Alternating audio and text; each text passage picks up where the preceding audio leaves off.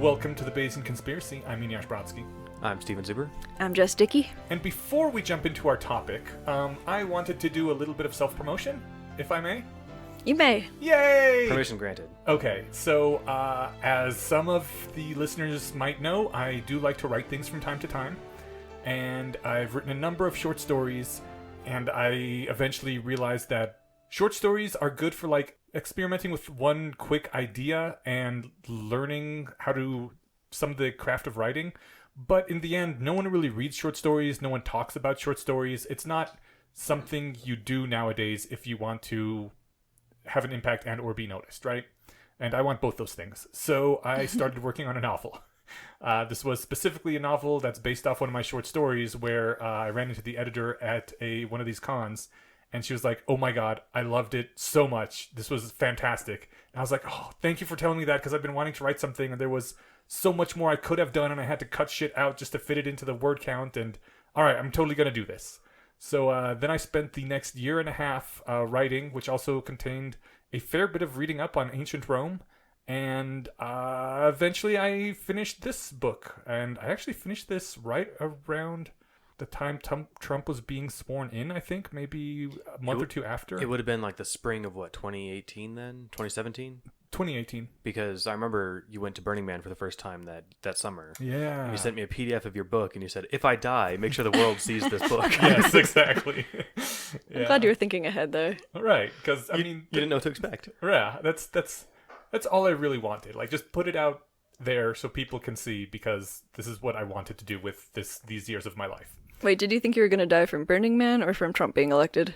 No. From Burning Man. Not necessarily from the Burning Man, but like from the drive there or the back, or maybe if I'm an idiot and I got dehydrated out in the desert and somebody didn't find me, whatever. I don't know. Or one of those roaming bands of cannibals got you. Right. Because it's a complete wasteland simulator, so exactly coming with the cannibals as well.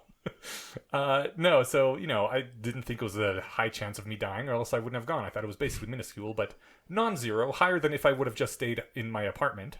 I didn't mean to get you off track. Yeah. But anyways, what I'm trying to say is this book has been completed for a while. I've gone over it several times trying to make it as good as I can. I am releasing it online a chapter at a time if you want to read it. But when this episode comes out, it will be out for pre-order at Amazon.com. There'll be a 1-month period where you can pre-order it, and then it comes out, and then everyone can buy it. Woohoo! That's awesome. Yeah. Congrats, man. Thank you. That's super exciting. I am very excited by it. Yeah. So I'll put a plug for this story. Eneasz sent me the original short story, and if you like dark stuff, you should read this. I actually had to stop reading it. And you read Worm. And I read Worm. It was pretty dark. Really? It was darker than Worm? I don't know if it's darker than Worm, but it actually disturbed me enough that I had to put it down for a bit. Sweet. I can see the gratification in your face. You're like, yes. Yeah, I got somebody. Look how happy he is. That's awesome. Yeah, no, recommended. Cool. Yeah, I like the short version too. I read the first chapter of the long version, and it's not that I wasn't not hooked, but my reading bandwidth is terrible because I'm a shit person. So I spend all my time reading Ward right now. So, but no, it'll be great. That's really cool. You were thinking of doing an audio too, right? I Not to push you into anything that you don't want to do, but I would listen to it. Okay, maybe. I don't know. Maybe Steven would listen to it. That's well. My bandwidth for listening to things is really good. So okay, but it is a large undertaking. So yeah. Yeah. No doubt. That's really cool. Okay. Yeah. What was I going to say about? Oh, I might have mentioned this before because you're publishing a chapter at a week, but it wasn't written serially. No, it was written all at once. I learned that the Martian was originally written as a serial fiction online, which is like why there's so many little cliffhanger moments in it, and that it being then published as a major book and then a major movie was what's the word? Vindicating to other serial fiction authors. Yeah, so, yeah. And he was posting it just on a forums. Yeah, it wasn't even a real dedicated thing. Yeah, which is pretty That's so awesome. cool. Mm-hmm. But yeah, the chapter at a time story will complete sometime in I think mid-September. So this will let people get it 2 months early if they want, and also have the whole thing, and also be. You want people to buy it. You're allowed to say it's that. not that I want people to buy it necessarily. It's that I want it to be seen, and if a bunch of people buy it on opening week, that's when Amazon goes, oh, hey, let's promote this to more people. So, yeah.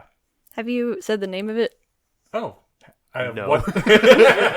It's What Lies Dreaming, and it's by me, so by Eneasz Brodsky. And you can also find it at whatliesdreaming.com if you want to like read it beforehand or whatever. Cool. Yeah. That's awesome, man. There you go. That is awesome. I'm quite happy. It was. I originally wanted to go through like a traditional publisher, right? And I could not get anyone at all interested in like alternate history, ancient Rome, Lovecraftian horror. They're like, you've got to be fucking kidding me. No one's buying alternate history right now, much less Lovecraftian horror alternate history. Yeah. So, I guess I don't know enough about the market, but that sounds interesting to me. Yeah, apparently they said the only alternate history that anyone is bothering to publish right now is romance. Because that actually sells. The rest of alternate history is like such a niche thing that publishers don't bother. You could make What Lies Dreaming a romance. I could, actually. I could. Yeah. I could see it be marketed as a romance, but also, like, if it contains Lovecraftian monsters, in what sense is it, like, alternate history? It's like, it's an alternate history, but, like, it's alternate history in the same way that, like, Harry Potter's version of World War II was alternate history, but that wasn't an alternate history book. Yeah. It was a fantasy book. Alternate history can be, like, a historical setting with fantasy elements. Yeah. It's... Like, So what was it? Like Lincoln and So in order for it to be Zombies. just pure fantasy, you have to make up your own continent? Yes. Forget that. And it's got certain tropes it's that called it Second has World too. Fantasy. Yeah, And, still. yeah, that's what people generally want. If it's just set in the past of our own world, it's some version of alternate history. It's the past of a different version of our world. But Yeah. Well, I mean, that's the weird thing, because alternate history usually focuses on how history would be different if certain events in it had changed, right? And this book does not focus on that at all. It's just... it happens in that time period. That's my understanding of alternate history, too. That's why I'm not the people who know these things or define the categories, but it didn't. If you're calling, what if JFK survived the assassination, I'm not going to write a book about the decade after that. Yeah, that's traditional alternate history. If that's alternate history, in what universe is, hey, it's ancient Rome with a lot of fictional characters who get, there's magic and shit involved. Like, those can't be in the same category to me. I don't know how publishers categorize things, but I'm saying they do it wrong. So. Okay. All right. But I was, that really sucked for a while. But I got to see what it's like to like commission your own cover artist and have to do all the interior stuff by yourself and hire a cover designer to put it all together. I don't know. It was interesting seeing the full process. I've been on the other side of that, so that's kind of fun. Yeah. The only bummer part is that like I do not have the skills or the time to go around to bookstores and get it in bookstores. I don't know who to contact at Barnes & Noble, and they wouldn't listen to me anyway. They'd be like, yeah, you're Joe Schmo. You know how many Joe Schmoes approach us? So, you had a thing at the bookstore downtown last year. I did, and I'm probably going to get it stocked in this one, but that's because they're a local bookstore that, I know the owners. I don't know. I mean, this is just my general advice for anything, but you said you wouldn't even know how to get in hold of them. Just Google how to market a book to Barnes & Noble. And see if there's a phone number to call or an email to write. I'm really sure they're just going to be annoyed that another guy from not a publishing house is trying to contact them. Maybe everybody thinks that and no one tries, and they have like shelves ready for books like this. There are so many awesome horror stories about the guy who gets contacted by the person who thinks their book is the shit. And when they're turned down, they go on this rant for pages about how you don't know good writing when you see it and all that. Yeah. It's kind of hilarious. I mean, to be fair, that stereotype person is out there in droves. Yeah.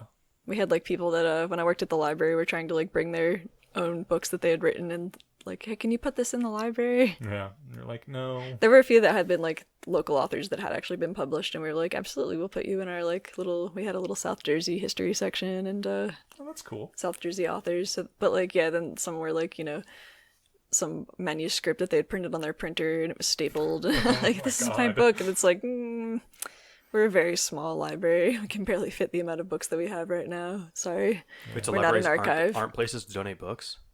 No, you can donate books. Was that a joke? That was a real question. So I shouldn't go to library. We've got like 30 books we're getting rid of. So don't take them to the library. Well, when you bring books to the library to donate, generally what happens is they either get put in like the little free public libraries to be distributed, or they get sold in the library's book sale to raise funds for the library. But libraries have limited space, and they do actually have to stock, like, they run statistics on what gets checked out the most and what people have the most interest in.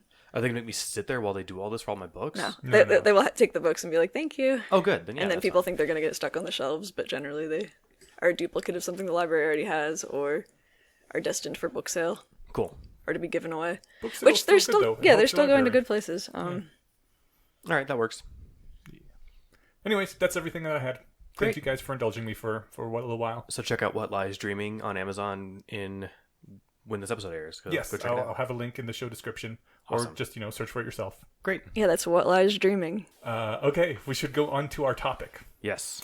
So last time I gave a quick shout out to the Consolidated Morality thread. I forget the full name now. Consolidated Nature of Morality thread. Excellent. And you guys were like, hey, this is actually interesting. Why don't we actually talk about it? And I was like, okay. So now we have an episode where we're going to be talking about that. And I'm sorry, I sounded more bleh about that than I meant to just now. I was. Now I guess we're gonna talk about it. Oh God! You were more exasperated that you were like, "Why didn't you say that? We could have done this." And like, we still can, and you're like, "We can," and so here we are. Yes. Yeah. We're doing it. Awesome. I was gonna bring on a friend of the podcast, Lyric Lee, to be our guest on this, and I was only able to ask her last night, and I phrased it in such a way that didn't come off as like a request to come to the show. And then when they got back to me this afternoon, it was like 5 hours out and there wasn't time. But I had said, hey, I know it's short notice, but we're discussing this post tomorrow, and you're the best resource I know to help us navigate it. I thought it was implied they're like, you should come and help us navigate this. But they wrote us a very long, detailed reply here, which will be nice to go through as much as we can, because it covers a lot of the beats that I think they would have been able to hit in person too. What was I going to say about the other thing on the episode? Oh, I'm the only other person who took notes, so thanks, guys. I have my notes in my head. Okay, great. Well, I'm also all over the place today, so everyone can enjoy that. I'm getting used to like working at home for 60% of the time, and it turns out when I'm at home and have no distractions, I just like grind for too long, and it really wears me out. Which you'd think would be the opposite. Like I'm at home, I can get up and do stuff. I'll go do the dishes, and like I don't. I'll run downstairs and like I drink a ton of water, so I'll like change out water bottles from the fridge, and then I'll see them and like, no, I'll get them later. And so yeah, it's weird. Are you on modafinil when you do this? Yeah, I hear the modafinil really makes you hyper focused. It's not so much that. I mean, it could be. I'll try less tomorrow. Yeah, that's not the problem I have when I work from home. Yeah, I don't know. My thing is just like I'm also desperate to like make sure I'm doing things. Like if I'm at work and people can see me trying, it's different. If I'm trying at home, they don't even know that I'm doing anything. So then like I need something nothing but your results. I need something to work by the end of the day. Oh yeah, that's kind of interesting. Yeah, I think it'll level out when I get better at the stuff. So. It sounds like more people should work from home. I think if you have a job that allows it, there's a lot of jobs that you go to the office just to make a presence. Like, well, I mean, yeah, if you have to send something in at the end of the day that like is a bug fix, or you've written a new program, you're showing your results. Whereas if you're in an office, you have to just look busy. Yeah, that's the worst. Which is so much of the job. I at my last place going to the office every day with a big company, and like upper management never is around. So as long as you're like in the building, nobody knows or cares where you are. Yeah. So like you can be like, well, I've been here all day. I'm gonna go home now, guys, and it's a whole different environment. So I found that being in an environment where you're watched makes me anyway work slower, because when I know that I just got to do the thing and then I have my time to read or surf the net or write or whatever I want to do. Yeah, you do the thing in 10 minutes, right? Yeah, exactly. But like when I can't do that because if I'm not working, it looks like I'm slacking off. I'm like, well, gonna be a slow day of very leisurely moving numbers around on spreadsheets. Because it doesn't matter. Control C. Move the mouse. Move the mouse. Control V. All right. Don't want to strain any muscles while I'm doing this. Yeah. Yeah. Well, that's the adventures from working from home. Not very exciting, but it's a different pace for me. So, and it explains. I'm trying to justify why I'm bracing myself, bracing everybody for my performance here in the next 90 minutes. So. I feel like this part could be cut out for the patrons. Maybe that whole part, or we leave it in for everybody. They all get to hear. I don't know. They all deserve an explanation. Yeah, I don't know if I don't know if I'm doing so good either. It's spreading. All right. The sequences, the anime. Damn it! You're just making things worse for everyone, Steven. It'll happen to you too. It's infectious. All right, so diving in. So we mentioned that there were 10 kind of bullet points in this thread, and his purpose of writing this was saying, I'm going to be start talking about morality stuff later. Rather than get bogged down with all this stuff every time we do a morality related post, just have that conversation here and save the comments a lot of the trouble. I'm not 100% sure what like why that should be. I guess not to rehash the same argument over and over. Yeah, specifically it was distinguishing between moral judgments and factual beliefs. Right. And so he's got 10 kind of brain teasers, thought experiments, and just kind of intuition pumps to try and answer that question or to address that point. And he doesn't say this up front, but once you get through them, you realize they're not unrelated. They're like I think I said last episode, they're a stealth takedown of the is-ought not dichotomy. Distinction? Yeah. Well, let's get into it. Okay, then. All right. So the first one, it certainly looks like there's an important distinction between a statement like, the total loss of human life caused in World War II was roughly 72 million people, and we ought to avoid a repeat of World War II. Anyone who argues that these statements are of the same fundamental kind must explain away the apparent structural differences between them. What are the exact structural differences? So I think this one is pretty easy. The first one is just a statement of fact. This is how many people died. And the second one is a normative statement. We ought to not have. Or we ought to avoid. Yeah. Yeah. But yeah. So when you say normative... this is a thing that should be. Like, this is where we want to push reality to be like. Like a prescription. Yeah. So one's a judgment about this is...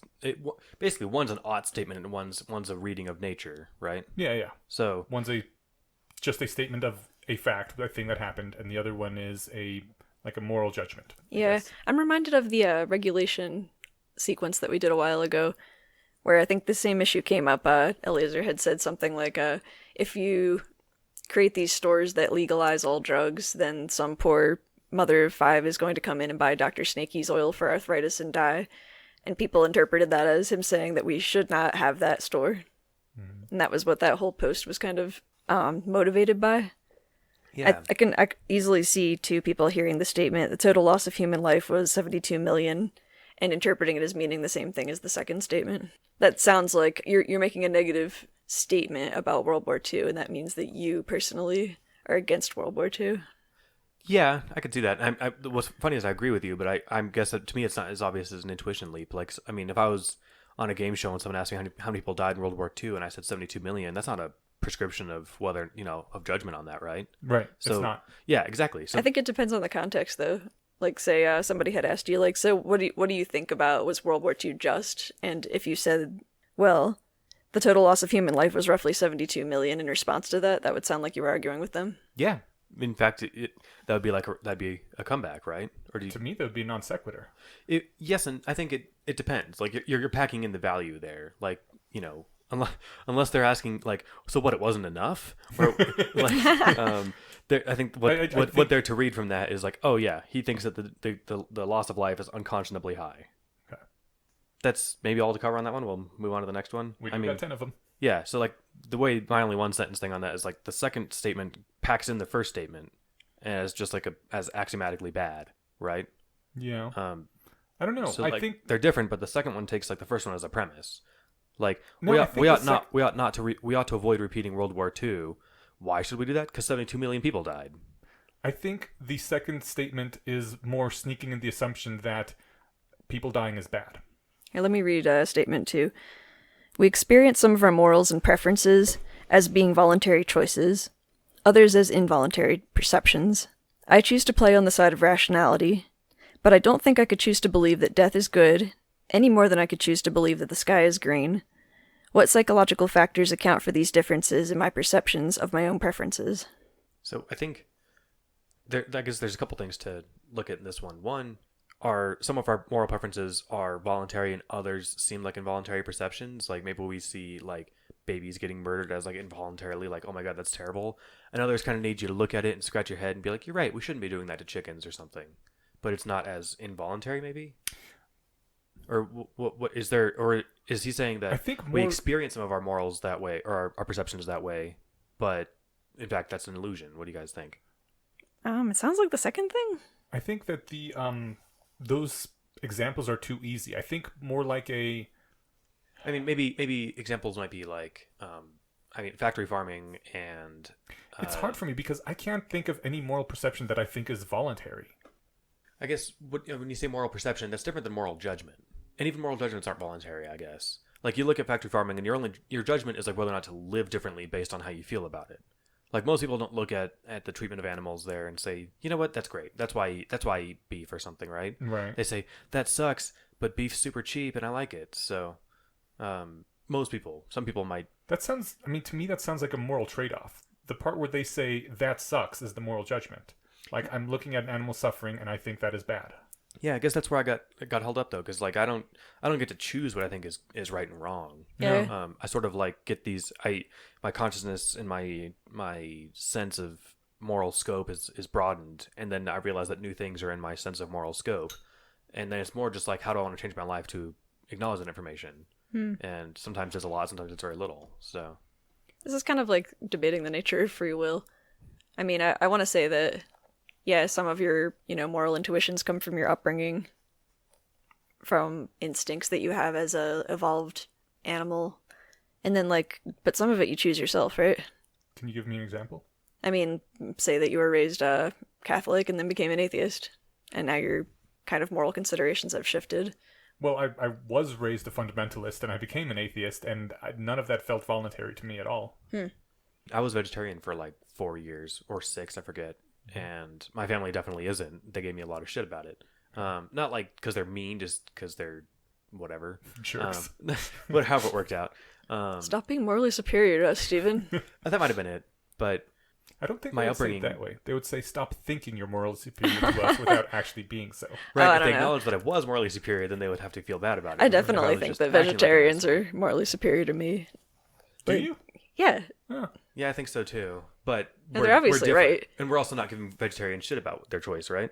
No, But if- I think that they're very admirable people. Exactly, but I think what you're saying is that if we were mocking them about it, it'd probably be because we thought that We actually thought that they were better than us. They thought they were better than us, right? Yeah. So that was a decision that I wasn't part of my upbringing, part of my taking philosophy classes in college and reading one Peter Singer essay, and I was like, oh shit, I'm a vegetarian now. So, I mean, I guess you can choose to expose yourself to certain things or not to expose yourself to them, but once you see those things, I'm not sure you have a choice in the matter. yeah, there's not putting a cat back in the bag for a lot of people. I mean, I've heard I people. don't know. I mean, my sister saw all the same things that I did, and she's still Christian, and I'm an atheist. Yeah, that's more of a, I mean, not to say that there's no moral implications of one's religiosity, but that's different than I wouldn't say being an unbeliever is necessarily more morally desirable than being a religious person. Well, but you don't it's think based on what you do. You don't think she made the intentional choice to stay Christian, though, right? I think she did. I think a lot of people do after a certain point. And so It was that she doesn't probably actually harder. believe? I don't know. Okay, I can't read people's minds, but Right. my intuition is that before there was pretty solid proof, or at least very strong evidence that there is no God. There's no evidence for God. It was pretty easy to believe. And now I feel like it actually requires you make the quote unquote leap of faith after you hit puberty or whatever. You get to a certain point and you start learning about science and realizing that magic does not seem to exist anywhere in the world. Yeah, but this isn't that new of a thing. The ancient Greeks were talking about how gods don't actually exist. Some of them. People have been noticing that there's no evidence for gods for a long time. I think what it But is lots of people believe anyway. some people and Jess said you can't read her mind, and that makes sense.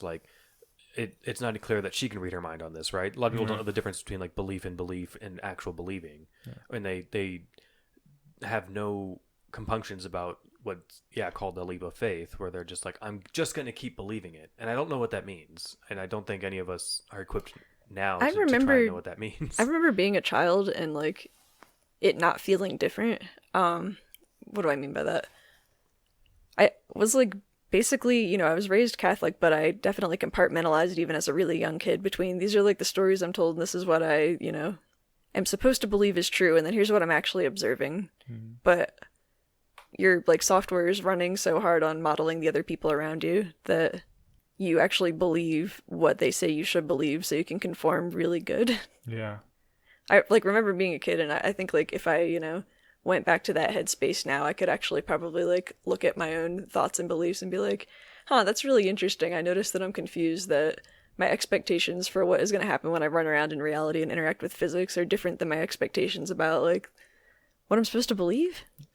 Well, I mean, if everyone in your tribe is running away as fast as they can from something, there's probably a good reason, right? Yeah. So you're going to do that too, and And you're you also shouldn't. going to be scared, even though you don't know what the fuck's going on. Yeah, your nervous system should react, and you shouldn't just sit there thinking, okay, they're all running, but Has anyone seen does like that mean I need to run? Have you guys seen that like 2-minute comedy sketch of that guy jogging, like walking in the park, and he doesn't know jogging is a thing apparently because he sees people jogging by, and he's kind of like looking at them running, and then he's looking back at where they're running from, and he kind of goes running the same way they were going, and then that keeps happening, and then like 2 joggers go by in different directions, and he's kind of just freaking out, doesn't know where to go.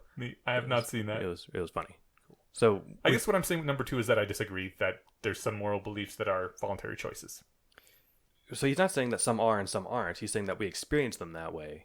So are there any that you experience as voluntary choices? Because I don't really think I do either. I don't know. I think I absolutely experience becoming an atheist as a voluntary choice, but what I was saying about free will is I don't know that I believe that it really was a voluntary choice. Okay.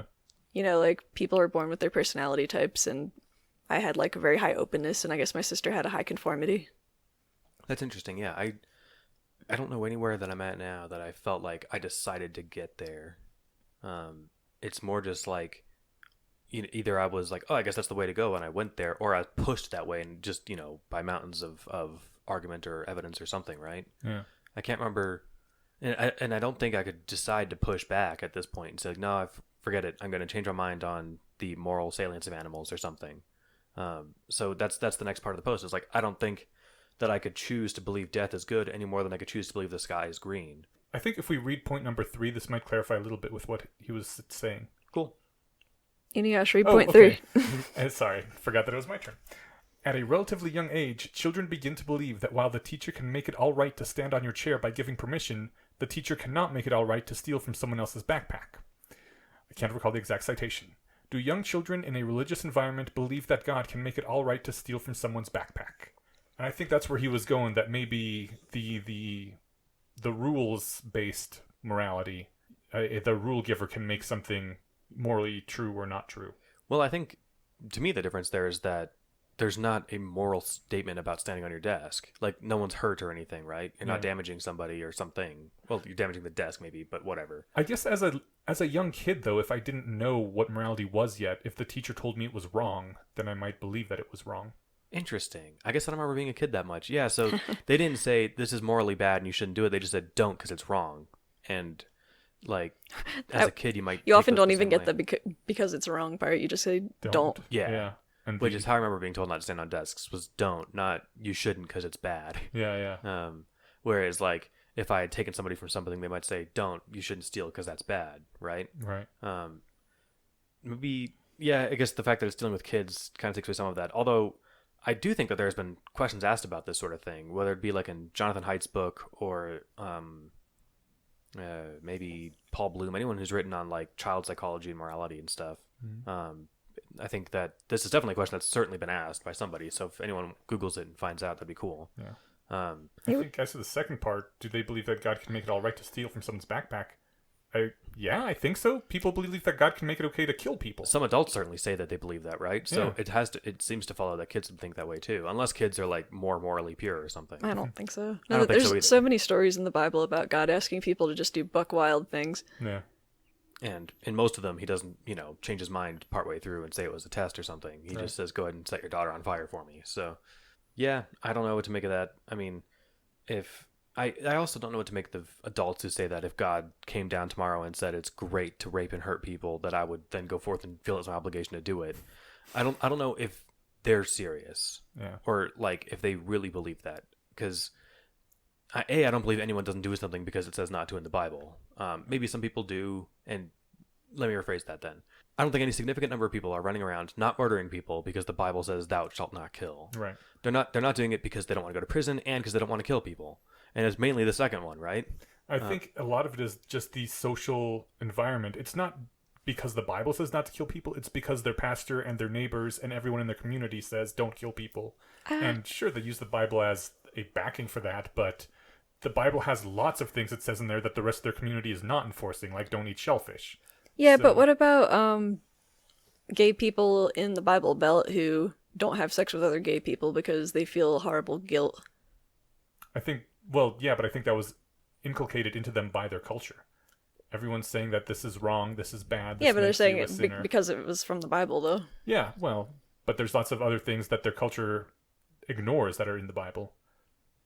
So I think the Bible is a proximate. Is the term proximate cause? Shit. Now I don't know my vocabulary. I think that sounds right. What you're saying is that they're not ashamed and burdened by their closet homosexuality because it's in the Bible. They're burdened by their society. Yes, and Just their society is based on the Bible. No one's up at night because they're wearing woven fabrics or eating shellfish, right? Yeah. And that's society is fucked up because of the Bible. There's some things it chose not to ignore, which is stupid, but its society is the ultimate enforcer of these things. Right on. Is my opinion.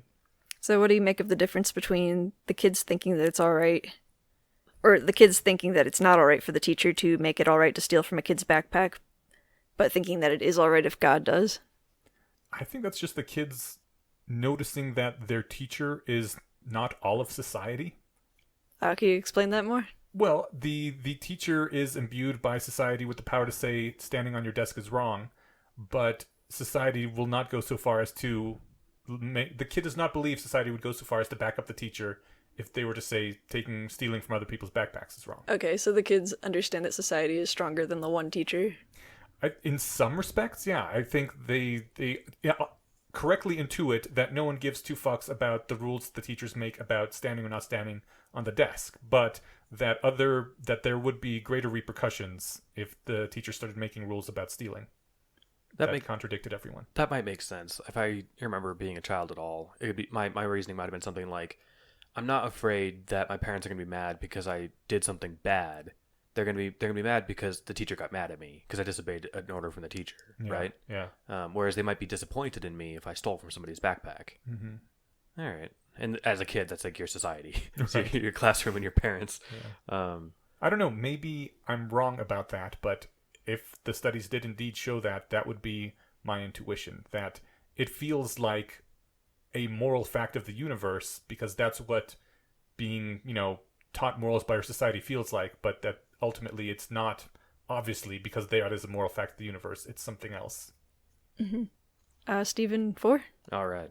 Both individual human beings and civilizations appear to change at least some of their moral beliefs over the course of time. Some of these changes are experienced as decisions, and others are experienced as discoveries. Is there a systematic distinction to at least some of these changes? And how does this systematic direction arise causally? So these aren't 5 questions; these are 5 jumping off points, right? So, or excuse me, 10. So there's a lot in here. So I guess I said it's going to be a whole episode. That's Okay, great. so what are some examples of discoveries versus decisions? Yes. That's what I wanted to ask.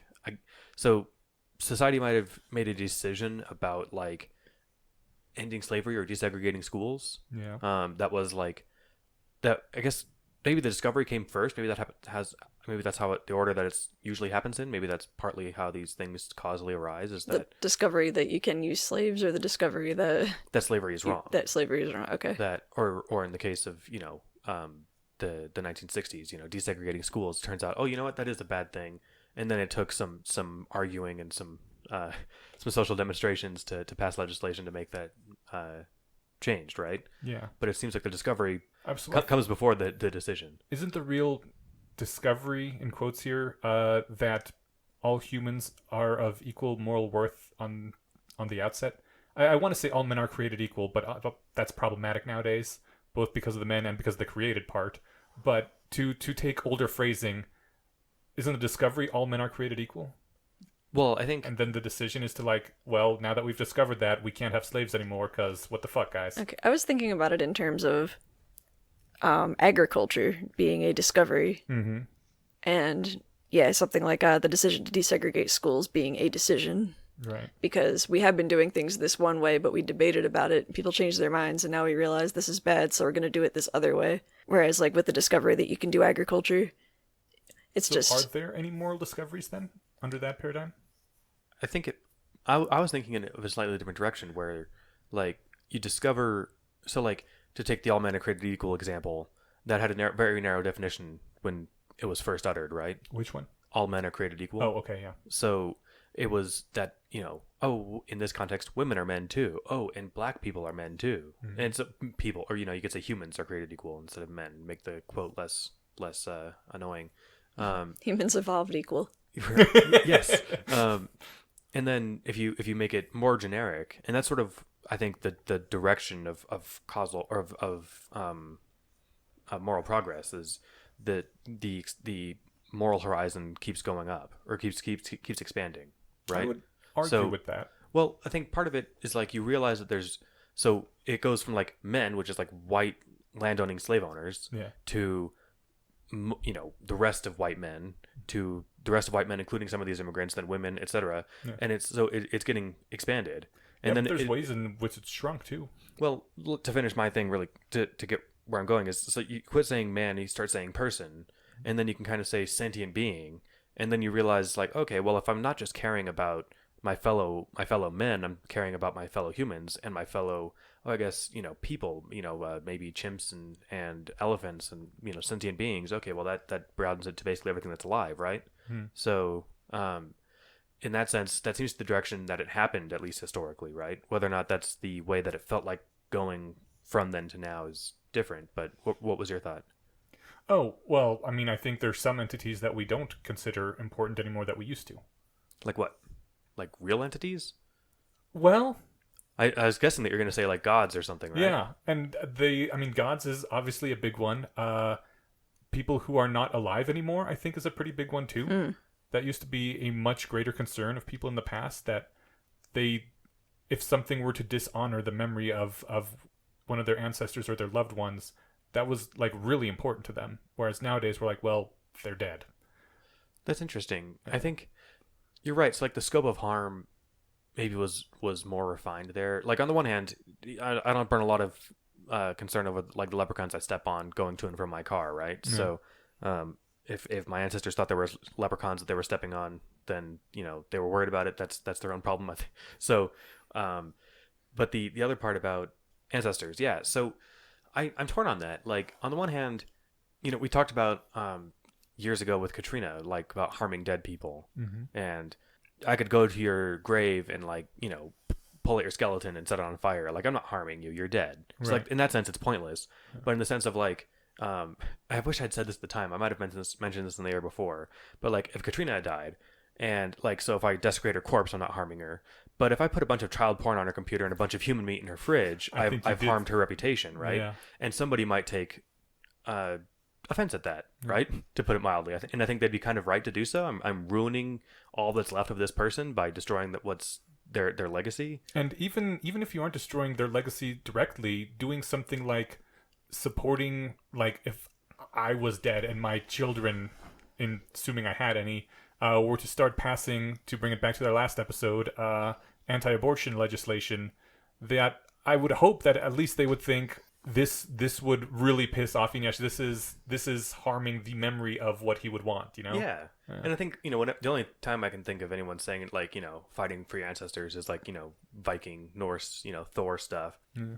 And I think that used to be a much bigger deal. Yeah, but to make your ancestors proud was less about like, maybe it was like you actually thought that they were up there caring about this, but it might be more like, they didn't fight to, keep Scotland independent, and I'm not talking about Vikings anymore. Yeah, only for me to give it up. Right, exactly. I'm not gonna piss on their sacrifice by giving this in. The people didn't fight Hitler in World War II just so that we could censor the fuck out of everyone now and start burning books and shit. Right, or have Nazis now. Yeah. Either way, yeah. So. And I mean, those were the two that I came up with. Gwern, I think, did a much deeper dive, and at one point, which I was like, oh, that's cool. And he pointed out that people used to have much more reverence for objects. Like, you could actually harm a forest or harm a river, and that was a morally bad thing. In some cultures, Japan, even as little as 100 years ago, I think. Leading religion in Japan is Shintoism, which still has that kind of reverence for objects. Yeah, and that is another thing that, at least in the Western society, we have drastically gotten away from. Like, you can't really nowadays hurt a book by burning it. I think we still have reverence for religious objects. People get really upset if you burn a Bible.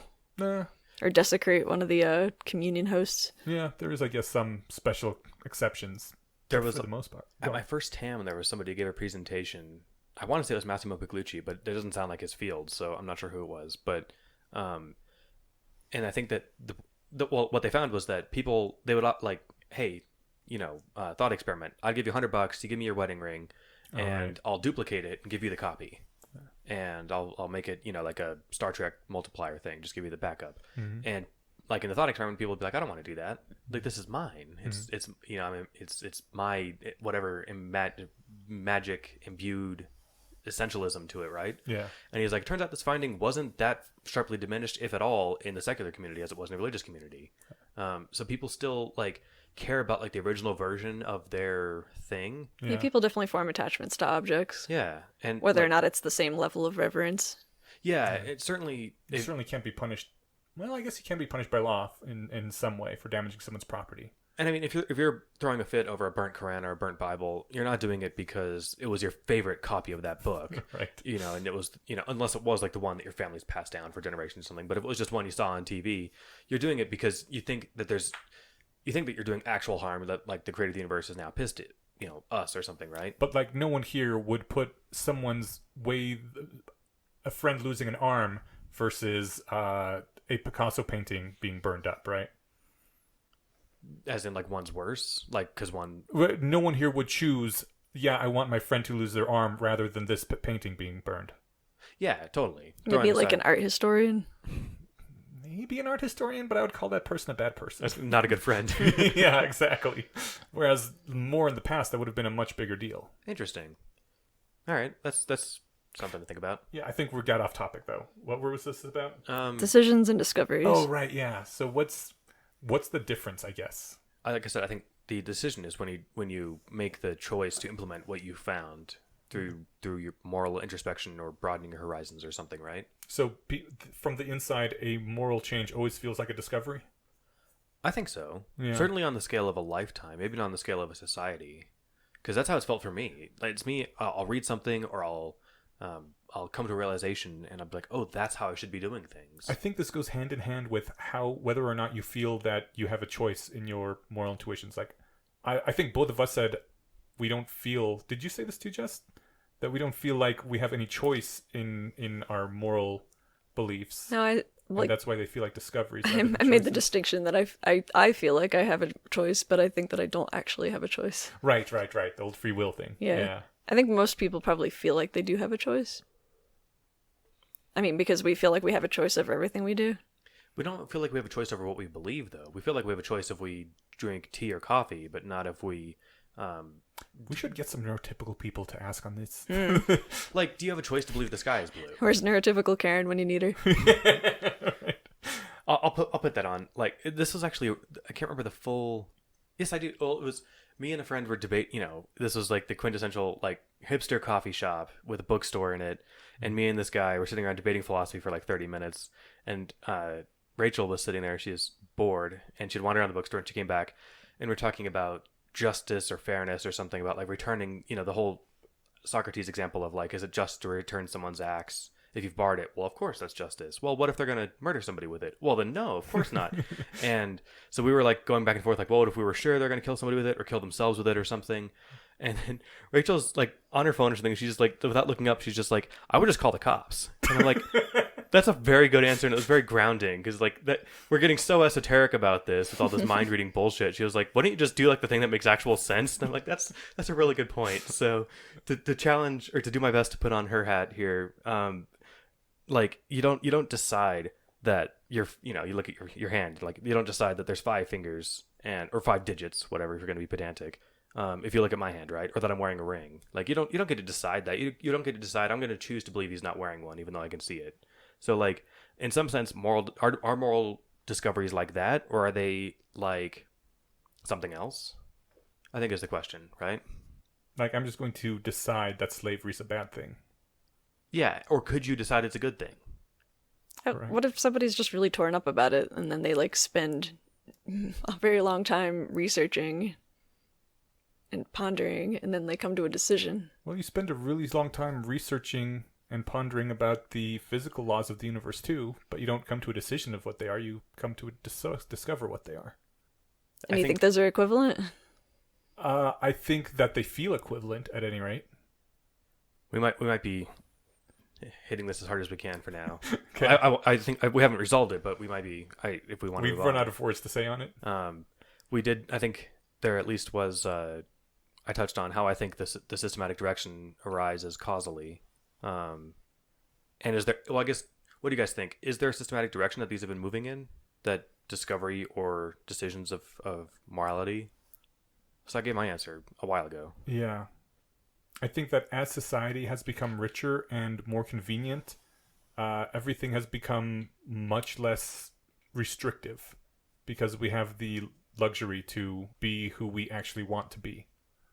So in that respect, yes, but that's because we are rich now as a people, and we can afford to indulge in those things. We can afford to live morally, but maybe like you could be a philosophical vegetarian, 700 years ago, but you're like, if only I didn't. There were philosophical vegetarians, yeah. Right, and they had the luxury of having enough like vegetation to eat, but you could be like a farmer or whatever, some peasant, and you're like, I wish I didn't have to kill and eat these animals, but I'm hungry and there's no other food around. So like, there's the difference between like having the moral judgment and then being able to live by the implications of that judgment, and that can be driven by circumstance. Yeah. Right?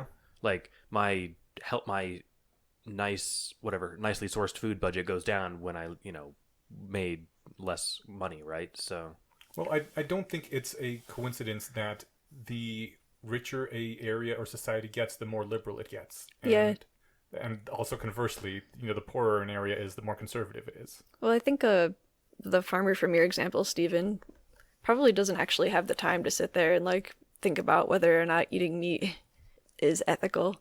Maybe he heard the argument once and was convinced by it. I mean, like, and now we're stretching the thought experiment, but I guess I'm saying is that it's possible for me, like, to buy unethically sourced food because I'm making $10 an hour, and I'm like, I sure wish I didn't have to buy cheap, harmlessly sourced food to sustain myself. And yes, through a ton of extra work, I could probably stretch my $10 to buy, nicer sourced food, but I just don't have the other resources to do that, like time and energy. But then when the resources open up, you can, right? Mm-hmm. So it's that kind of the slack to have the freedom to do those things. Yeah, I think the slack is exactly what I was trying to describe. Like, not only the ability to actually afford to eat vegetarian, but like the time and I guess the education. That works. Okay. All right, we'll move on. I think you're up next, Jess. Yeah. Suppose I involuntarily administered to you... We're on number 5, sorry. Whoops.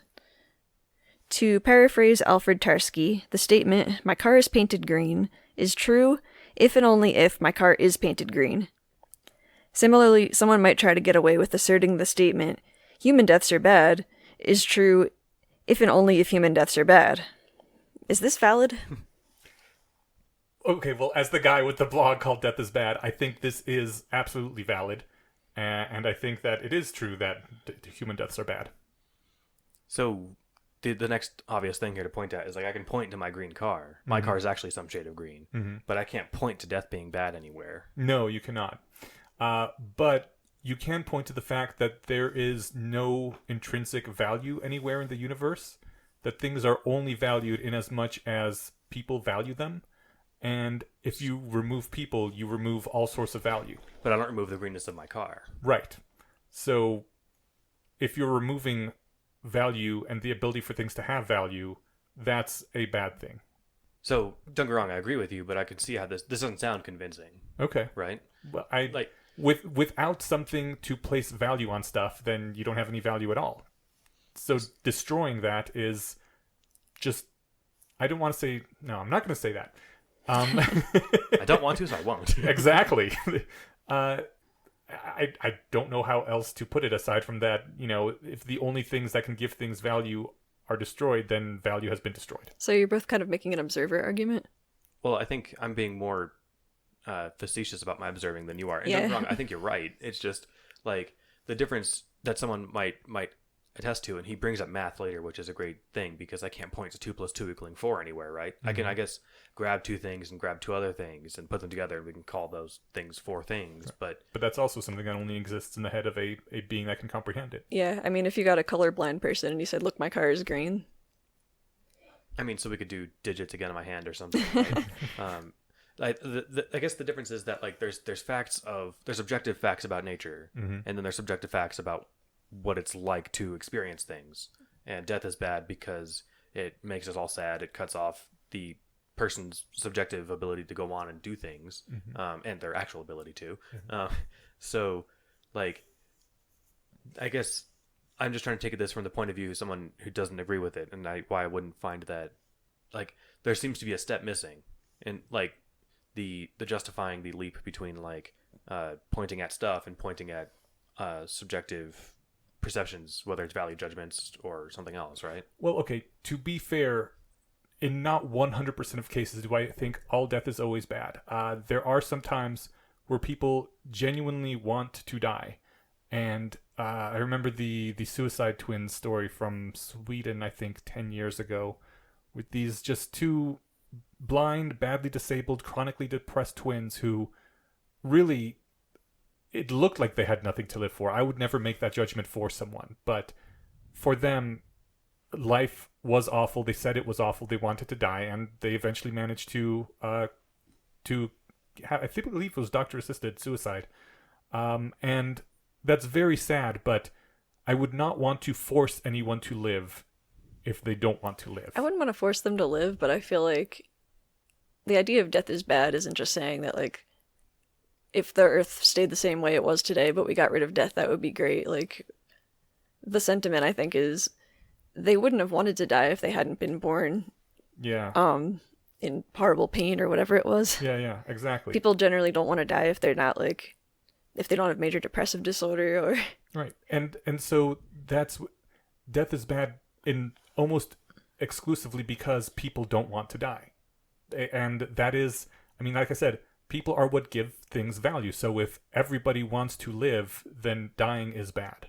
And there's some very rare exceptions where people may legitimately want to not live anymore, and I would really encourage them to find other ways to deal with that than killing themselves, because lots of times it turns out life actually does get better. There are things you can do, but in some case I can see how death might not be bad in very rare exceptions. But again, that's why I'm saying without people there is nothing at all, because people have to want to not die to make death bad. This all comes back down to the whole idea of either desire utilitarianism is what Alonzo Fife called it, preference utilitarianism is what some people call it. Like, wanting something makes it either good or bad. Yeah. I'm so inspired right now. That was good. I would add the caveat, those conjoined twins or whatever that were in pain, like, they presumably would have wanted that fixed before they wanted to die. Right. And they look around and there's like, no, there's no way to fix this. And so I would say that for anyone, in any situation where it's like, I'd rather die than have this. Like, well, can you solve this in any other way? Yeah. And sometimes the answer is no, unfortunately. But I think more often than not, the answer is yes, or at least there's a way to, like, get by with it. And then hold on long enough for technology to catch up to where you need it to be, or at least try to. But yeah, I guess what I'm saying is that if somebody sounds like they're of sound moral mind and they're like, well, I want to kill myself, I feel like life sucks, I would say, like, that sounds like a symptom of depression. Mm-hmm. And, like, you're saying that this is, like, the most rational decision you can come to right now. You wouldn't feel that way if you were psychologically healthy. Yeah. You should try and get there first and see if you still feel this way. So it sounds like the point of this one was that the car being painted green is a measurable fact about the universe which exists, and human deaths being bad is true to humans. Yeah, it's a measurable fact that people don't want to die. Cool. Yeah, but I mean, like, you have to still define the word bad there. Okay. It's bad in that we don't want it. Yeah, like, the universe doesn't care if humans die. No. Unfortunately. It'd be a really nice universe if it did. Yeah. Anyway, Eneash. Sounds like we're delving into theological territory with that last one. We are, yes. I was going to say we should just keep going because that'd be a whole new episode. Well, in one sentence, that was one of the things that drove me away from religion. As a kid, I was like, the universe wouldn't look like this if it was built from scratch by somebody who just built the Earth. Right. Oh, hell no. Like, why would it be like a little, like, marble flying through space that's gigantic? It would be like this, like, infinite flat plane. Or, oh, like, you mean just like the physical structure? I read a lot of biology books when I was a kid. That too. I didn't read biology books, but life is I read horrifying. Those as a teenager, and yeah, but it was like looking around at nature, like, it doesn't make any sense. But of course, the mind of God is incomprehensible or something. I'm like, the universe clearly doesn't care if bad things happen to good people, or to people at all, right? Yeah. So that's not. It was really just as like a 10-year-old coming across like the problem of evil and like having realized like, oh, theology hasn't answered a 10-year-old's question. Yeah. So I mean, the universe makes much more sense if the Earth is the center of the universe and probably the largest thing in it. It's kind of nonsensical that God would care about this little speck or make the speck for some reason. have you seen that like stretched out like panel by panel of the like here's the Earth and then here's the solar system, here's the galaxy, here's the goes mega out cluster. 10 times a zoom every time, right? Well, this one's just captioned pictures. Oh, okay. And then it goes all the way out, to the observable universe. And then the last picture is Jesus standing over it saying, "Don't masturbate." Nice. Okay. All right, so now 6. Yeah. Suppose I involuntarily administer to you a potion that would cause you to believe that human deaths were good. Afterward, would you truly believe that human deaths were good, or would you believe falsely that human deaths were good? I don't know what it means to believe something falsely. Well, like to have a wrong belief, is it right? Yeah. I think your car is blue, even though it's actually green. Right. So if I gave you a potion that made you think my car is blue, would you believe? You would truly believe that, but you'd be wrong. Yeah, Okay, that's well, why I believe it falsely. let's define you though. If I took a snapshot of Eneash's brain state right before he received that potion, that would be Eneash, right? Mm-hmm. And the other would be something had altered Eneash against his preferences. Yeah, but even though I would believe that deaths are good, I would be wrong about that. So I would believe it falsely. Yeah, and then I guess depends on the definition of Eneash there. I would define you as the snapshot that I took before you received that potion. Aw. You probably would, you would too. consider this like sub-Eneash? Eneash beta? You'd be poisoned Eneash or potioned Eneash, right? Yeah, I'd Yeah. be Eneash from the darkest timeline. Now, the thing that's like awkward about that is that you can take a snapshot at us from any point in our lives, and we're going to have change through external forces. Oh, yeah. So, yeah, that's a bit of a stretch definition of you, I guess. But I still think I endorse that definition of you, the unaltered one. Although, I don't know. Say you got bit by some kind of parasite that also changed your personality. Yeah. If I got bit by that parasite that makes me unable to eat meat physically. Yeah. Or just makes it repugnant to you or I something. mean, that also Morally changed repugnant. you. Yeah. I mean, I meant more like one that changes your personality, not your dietary habits. Although Oh, that okay, could change your personality. But that happens all the time, right? Like I identify very little with myself of 15 years ago. So like since that kid was an asshole, I don't really like worry a lot about the things that he did. It's So weird how like, much I've changed since 15 years ago. Yeah, I frankly I think it's good, and I realized when I was like 21 or 20, right around like I was coming on like full sentience as like a human, and like I thought that like I had like woken up a few times before that, and at this point I was like, oh no, this is just going to keep happening. And so like in a few years I'm going to feel the same way like about my younger self me realizing this now as I feel about myself 5 years ago. And I was also correct then assuming that I would feel actually like that same like a similar distance, but less like I guess emotional disconnect from that person, because at least that person was like awake enough to like see that future person existed. So do you think intergenerational conflict is inevitable? I think that's a complete curveball. Well, because people change as they get older, will there always be conflict between older people and younger people? Oh, I thought you meant would like be like through generations would a conflict go on? Like I was thinking from like, younger self to older self, and then you were like, well, what about generations? Like that's different people. I see what you're saying. I think the way we are now, yes. Transhumanist future us would still, have to go from baby to adolescent to 21, but after that point, I feel like if we, and then even maybe we don't necessarily have to grow that way. I think there probably is some process where you have to build on experiences and actually grow neurons, but I don't know. But once you reach like full adulthood, then you could just kind of download all the information in the universe. Even if we maybe like train yourself like the Matrix on all like past experiences of human. Like I feel like there's going to be like maybe something that's going to, because like a lot of intergenerational conflict is, say, elderly people aren't tech savvy anymore, and they're going to be overtaken by younger tech savvy people. But that's not like, if their brains were still operating on the high levels of openness and flexibility and whatnot that they had in their youth, and they had the drive to learn technology, they could do it. But if everyone all downloaded every experience that happened, we'd all be the same person. Well, with I guess a different backstory. Maybe you weren't allowed to upload till you were 100. But I think you could make it even less. Well, then everyone over 100 would be the same person. Well, but you'd have the different prior 100 years, right? So like no, you wouldn't, because now everybody else in the world also has your prior 100 years. Oh yeah. Well, so we can make it even easier than that, right? What if we just lived to be 50,000 years old, right? And everything else stayed the same for the sake of the argument, right? And like if you knew somebody who was, in junior high dating somebody who was in college, like that was gross. Like that was like a 7-year difference or something. Yeah. And there's a lot of psychological distance between like a 14-year-old and a 20-year-old. Yeah. Even though it's 6 years. And yet an 11,000-year-old person dating a 10,000-year-old person, like 1,000 years is a lot more years, but I imagine there's a lot less psychological distance between those two people. I don't know, man. You don't know what happens in 1,000 years. We haven't run it, but Dude, I could maybe 40,000-year-old me would be like, God, I hate 30K me. I have to undo all my old stupid policies. Right. Well, I guess if I could go back in time and assassinate someone, I would assassinate me. Yeah. I can relate that like with real world examples of like I knew a friend whose parents met. I made the joke that they met in high school, but they didn't because one was 15 years older than the other. Okay. And so,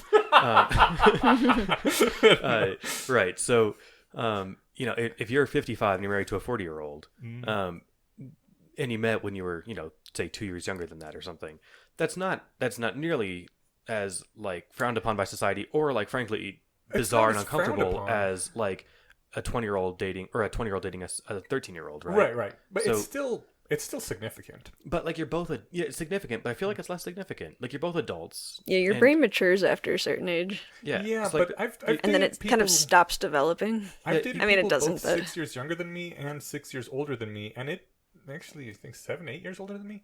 It actually makes enough of a difference in life experience that you notice. You're like, this is kind of... You notice, but it's not insurmountable to like at least have a relationship or have a try at one. Yeah. Like, maybe true. You could even just be friends. Like, if I was 20 and I had 13-year-olds who were like my friends that I called and chatted with, that'd be super... Like, what do I have in common with a 13-year-old at 20? Maybe both are into rationality, man. I mean, I think... I talked with a lot of 20-year-olds when I was 13 about like atheism and computer tech and all sorts of crazy shit.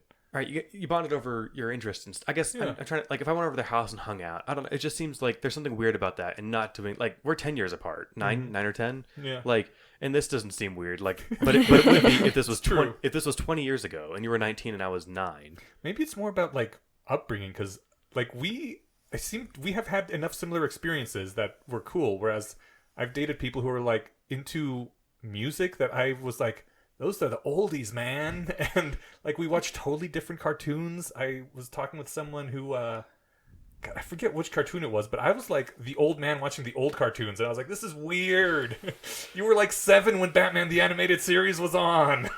So, like to Jess's point though, like once you've reached that maturity though, at least there's like a level that you're all on this. You're at least playing the same game. Right, because you know at least know most of the rules. Yeah, like you can color inside the lines most of the time. Whereas, I don't know. I feel like this got us really far from the post. I can't remember what the question was. So, okay.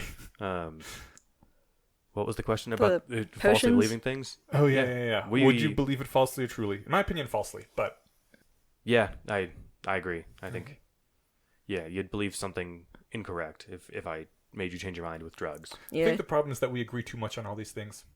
Well, that's why I'm trying to play devil's advocate. Okay. And I'll see what else we can do here. It's also because like this is like an accepted canon of the rationalist community, basically. It's true. So like there's going to be discrepancies between people, but there's this is sort of like everyone here kind of agrees that death is bad. Like or what are like the other things that we think, like probabilistic judgments and science good. Yeah, science good. Death bad. All right, number 7. Although the statement "my car is painted green" is presently false, I can make it true in the future by painting my car green. However, I can think of no analogous action I could take that would make it right to kill people. Does this make the moral statement weaker, stronger, or is there no sense in making the comparison? So, like, I can change a fact about my car, but I can't change a fact about killing people, right? Well, I think you can change facts about what is desired en masse by humanity. Yeah, you could lie about somebody. Yeah. Oh, I killed them because they were a child rapist and I have faked evidence. I think pinning it down to individual people or like hypothetical or thought experiment people isn't the point of the thought experiment, because like I think is it all right to kill the next big terrorist before as he's driving to shut up his car bomb? Sure, right? So I think it's... But like, is it all right to kill people? Is a different question. I think that one would be very hard to ever change, because if you did manage to get the species on board with not desiring life, you wouldn't have a species for much longer. But I think there's other things that can be changed. I think that people should be treated as if they are all equal is something that used to not be considered a truth, and now is. By enlightened folks, anyway. Yeah, so over the course of history and many generations of effort, we have managed to make alter a moral statement. Or introduce a new one, I suppose.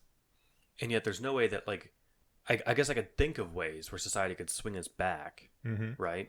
Through enough propaganda or something. But then we'd all just be wrong. We wouldn't be changing a fact about the world if I painted my car, right? No. So I'm taking that as granted. So then I'm I wondering... think if you manage to somehow, through a combination of like biohacking and meme hacking, get to a point where everyone truly desired to only be around people that looked and thought very similar to them and did not want to be around people who were different, that it actually like gave them emotional pain to do that it could be morally right to kill those people if they came into your neck of the woods? No, not kill, because people still want to live, but to treat outsiders differently and to discourage them from being around you. I think that's the same equivalent as giving you the magic potion. Yeah, that's just tricking. That's just, instead of magic potion, we're just fucking with you through propaganda and biohacking. Or yeah, something, if right? what you define as you as like a snapshot of your preferences at the time, and then like something perverts that, then like humanity would not be the humanity that you bioengineered to make racist. So then I'm wondering, does that make the moral statement stronger or weaker, or is there no sense in making that comparison? To change the subjective preference, it seems like a weak word for it, to change the subjective judgment about the nature of morality in somebody, it's to change that person. Yeah. So it doesn't seem like it makes the comparison weak or strong. It just seems like there's no sense in making it. Changing somebody's subjective experience of something or perceptions is different than changing the number of, or changing the paint on my car, right? What? Okay, so to make this a less convenient thing, what if it turned out that having highly integrated societies actually was bad for civilization? I mean, it appears that the exact opposite is true, that having integrated societies is better, it fosters more creativity, we can use everybody's talents to their best effect, and that is why, integrated Western societies are winning and working so well. But let's say the opposite was true, that it made societies stagnant and unable to work, and these societies eventually would fall into collapse and either die to diseases that they couldn't fight anymore because of lost technology, or just be overrun by the next conquerors. If it literally led to people being wiped out and dying, then it probably would be a moral good to have more racist societies, because it would prevent mass suffering and death. Right, but I mean that's just keeping with our current extrapolated, our current coherent extrapolated volition, right? Yeah, because we don't value inclusion and desegregation for their own sake. We value them for their what we expect and are probably right about there being their like actual consequences. Well, I think if we were do wrong, value them for their own sake, but we've come to that because it has been beneficial for the species. Yes, but I think like maybe I'm missing the mark here, but like if I was like to prove to somebody like, no, look, this will actually kill everyone in 1,000 years, like, no, I still think it's a good idea, then they're just wrong, right? Yeah. So I don't think that most people would like lean into that unless they're just posturing for the sake of looking moral to their current people. But I think the people who are left that are racist believe something similar to this, right? And that's why they think they're good people, and they're mistaken, right? Yeah, so, exactly. But that's the point. if I believe that desegregating societies is a good idea because of, again, like you said, cross cultures, and it diminishes diminishes racism by being able to sit next to black people in school, right? Mm-hmm. I believe that's a good thing for society. If I believe that was a bad thing for society, I wouldn't want that. Yeah. See, I wouldn't be racist even if I thought that it was true that interracial mingling did cause more violence. I would just want to change the part of our brains that makes that true. Yeah. So, like, here I guess I'm going pro transhumanity again? Yeah, well, I mean, I'm anti something else coming in and changing your preferences against your will, and I guess I'm pro being able to hack your own source code. Mm-hmm. I would like to be able to change my own preferences if I think that they're wrong. Yeah, but until we could do that, and the solution was like, look, sorry, society will just be a lot better. Literally, everyone will be happier if we kept everything apart. Yeah. Then it's like, all right, well, I guess until we can fix that and let me hang out with all my friends again, then let's just do what'll make everyone the most happy on aggregate, right? Right. I don't even know if I would call that racism at that point, though. No, because you're doing it for I think the best reason possible, right? Again, people do bad things for what they think are good reasons. But if you learned they were actually good reasons, yeah, right, it would still be racism. It just wouldn't have negative connotations anymore. It'd be like, I want that man as my president because he's a racist. Well, it would be more like, I want that guy to move over to the next town over, and it's a bummer because I bet he's cool, but I just know it'll ruin our society if he stays or something, right? Okay. Versus like, I want him out because I don't like him because of whatever his height or his skin color or something, right? Yeah. So, all right, I think we're on number 8, and I think that means it's your turn, Jess. Did we skip Beanie Ash? Did we? No, you did. No, I read 6, and then I did 7. That was the potion one. Okay. It just took so long that we forgot. There does not appear to be any place in the environment where the reference of moral statements are stored, analogous to the place where my car is stored. Does this necessarily indicate that moral statements are empty of content, or could they correspond to something else? Is the statement 2 + 2 = 4 true? Could it be made untrue? Is it falsifiable? Where is its content? I love how these aren't rhetorical questions. Like, they sound like they could be, but they're not. He's like, no, seriously, what do you think? So, yeah, does that mean that they're empty of content? I certainly don't think so. No. To take the questions in order, it just means that they don't have external reference. Well, I think they do have external reference. It's the desires of sapient beings. Yeah, it's the neurons that hold that thought. They don't have ones that I can bring in, that I can show you to your face. Yeah, I think we basically answered this earlier on accident. Because I brought up math. Yeah. So this was very natural for him to bring up. So damn it, Stephen, always bringing up math. Yeah, me, the mathematician. I'm certain I'm the worst mathematician in the room. The statement 2 + 4 is true, or yeah, the statement 2 + 2 = 4 is true because math. Yeah. Right. So. Could it be made untrue? Not really, because math is its own. Like it's logic. You could hit the mathematician on the head really hard, and then they might think 2 + 2 = 6. If 2 + 2 did equal 6, then 2 + 2 = 4 is false. But since it doesn't and it can't, it's not. Right. So, is it falsifiable? What's fun is, like, this is just like a logic, syllogism, right? Yeah. And so, like, could you falsify a logical syllogism? No. If all A are B and all B are C, all A are C, I can't falsify that unless my axioms are wrong. And since they're not, then I can't. I once read a really cool, very short story about a secret number. That there's a secret number between 2 and 3 that has been hiding, and it doesn't want anyone to know about it. So for the most part, whenever 2 and 2 are added together, you always get 4 because that thing is fucking with the universe, right? But It's basically the story about a detective showing up and finds this mathematician whose dad apparently looks like suicide. There's a suicide note and everything. Some things don't check out, but he's reading this weird manifesto about this secret number between 2 and 3. And he's like, okay, dude's obviously a kook, whatever, man. Because this is like one of those 50s gumshoes, right? Kooks do kooky things like kill themselves. But at the end, there's 3 raisins on the table, and he picks up a raisin, puts it in his mouth. That's a tasty raisin. Looks down.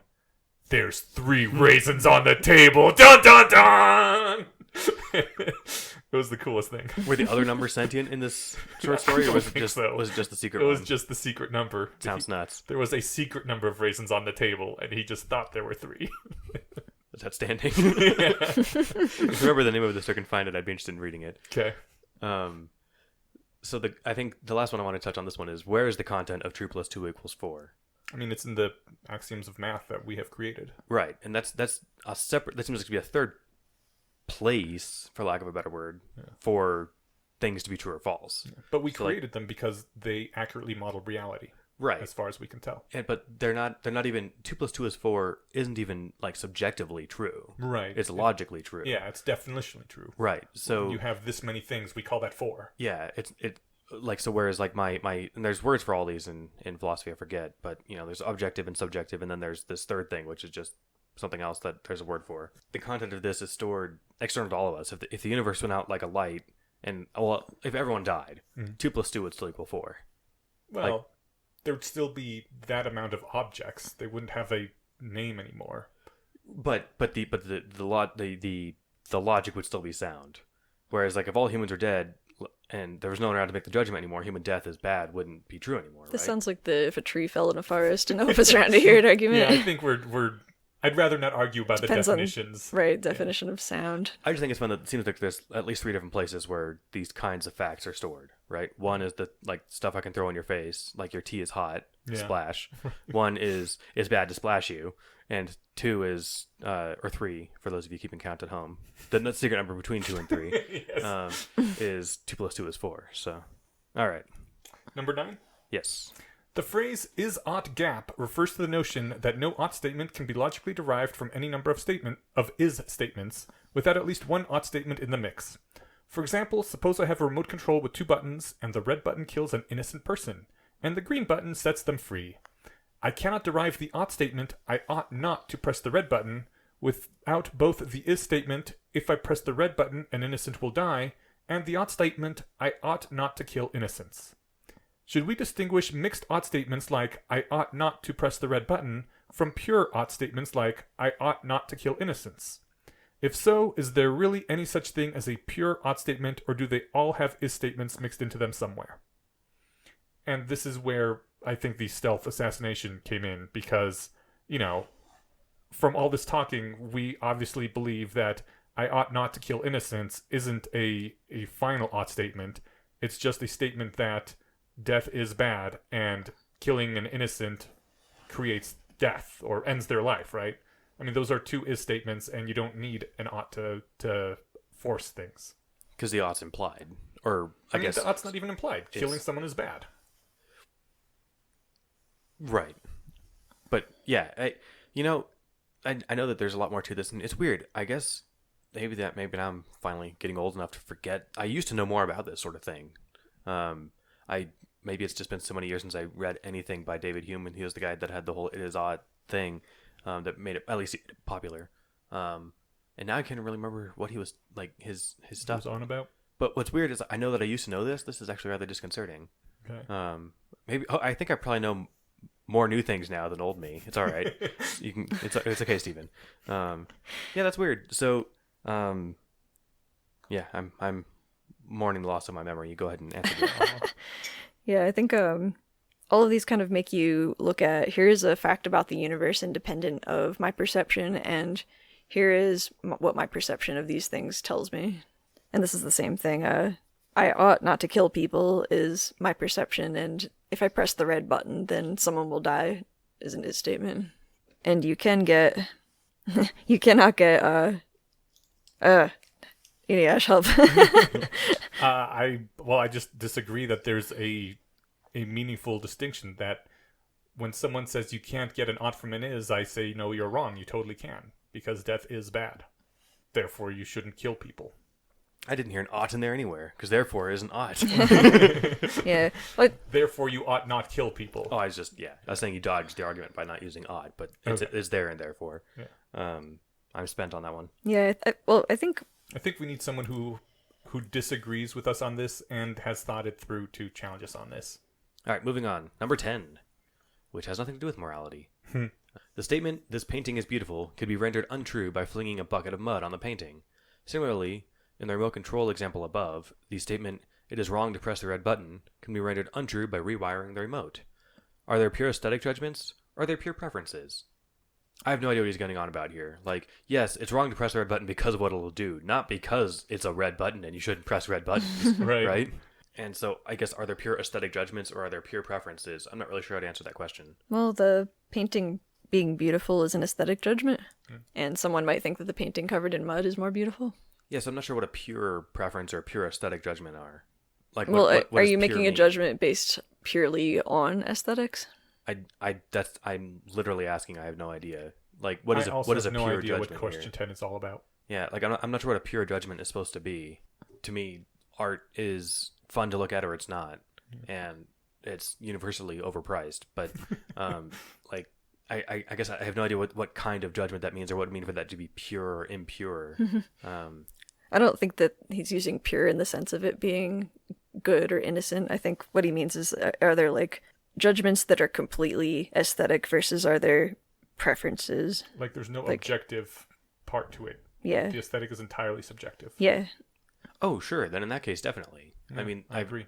Yeah, I've complained over and over about like some of the artists at the Museum of Modern Art in New York, and I thought it was just pointless and disgusting. I'd hate to have it in my house, and yet like it's there being revered by all these hipsters, and so that's definitely like I think a purely subjective thing. Or everyone there is just like posturing to each other about how they get it because they're woke enough or something. Right. But there's no doubt somebody who really thinks that who thinks it's really cool, and I think there's ways in which aesthetic preferences can be more complex or less complex.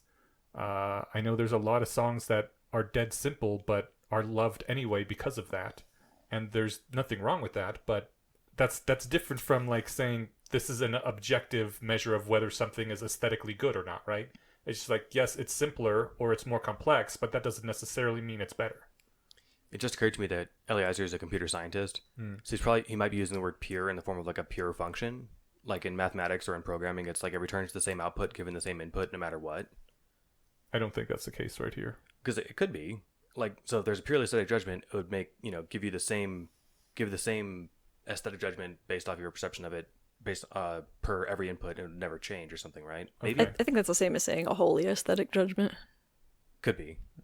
I clearly need to learn more English. Well, no, I mean, I just think that's possible, but it's a esoteric enough use of the term that I think he would have defined it beforehand if that's what he was doing. He would have said meaning in this way. I don't think so. He's not big on defining the terms that he uses. Yeah, if he's not using them in a standard way, he usually makes a note of it at some point before doing it that way. So there's like pure and I didn't even think of the way that Jess brought it up in that like innocent or that sort of thing. And I was thinking pure like this crystal is pure caffeine. It's not diluted with other things, right? Mm-hmm. And so those are the two I was thinking of. And then there's the other kind of pure as like in terms of functions. But since he didn't say pure function, he probably didn't mean math. All right, that's all I got for that one. Okay. So we took a brief recess to refresh on what Lyrically wrote in for us, and it's great. And it's actually really engaging. And it's a drag because it's fairly lengthy and it's really well distilled in that there's like not parts I can chop out. I can grab out quotes, but that's not the point. Honestly, they've agreed to come back and be on the show at some point when they have free time. So I want to talk about a couple other things with them, but we'll just we'll revisit this when they come back. How's that sound, guys? Sounds good. Yeah, I think that's a good idea. All right. I will throw in one thing really quick that we touched on, but we didn't articulate. So Lyric raised the point of AIs could be programmed with whatever values you want, and they could have like moral truths to them, right? But I'm being less eloquent. That's why there's no point in paraphrasing this. All right, yeah, Lyric, we'll have you on to talk about this IRL, only because we're at this for a while, and I think we're all philosophied out. So we are going to skip the 3 less wrong posts that we mentioned last time because this entire episode was a less wrong post reading anyway, and just get straight into listener feedback. There is one last thing on this subject regarding less wrong posts. That okay. There are other posts way down the line that answer some of these in more depth. Yes. So this isn't like the last place that this sort of thing is ever explicitly addressed in the sequences. It's just the first place. Yeah. So, all right. Okay. At Heart Engineer says, just so you know where you fall on my priority list, you're ahead of Radiolab. And they attached a screenshot of all the total hours played of various podcasts. And yeah, we were ahead of Radiolab. We were ahead, I think, of 99% Invisible as well. Yep. Like, I was floored. That's awesome. And past making sense of the Sam Harris, which is saying something because he puts out a lot more hours of content than we do. Yeah. I wasn't at all hurt that Joe Rogan had 3 times the time on here than we did because he puts out like 12 hours a week. So right. Yeah, that's crazy. That was really awesome. I felt just super cool. Yeah, thanks for that at Heart Engineer. Yay. Yeah, that's awesome. I don't have, I guess, much else to jump on here. But we never are out of time to do what? Thank our awesome patron. Thank the patron. That's right. Ooh. And this episode's patron is Jacqueline Newsom. Thanks, Jacqueline. Thanks so much, Jacqueline. You are awesome. You help us play this lottery every day. That's right. And this is especially to you, but to everybody. We don't like have good rewards on our website. We've had one person like ask for the little sound bite that we have on there. Yeah. If anyone has anything, I think I try to message. I try to message everybody who signs on as a patron. Yeah. And sometimes I get backlogged and I occasionally miss some. But if I missed you, message us.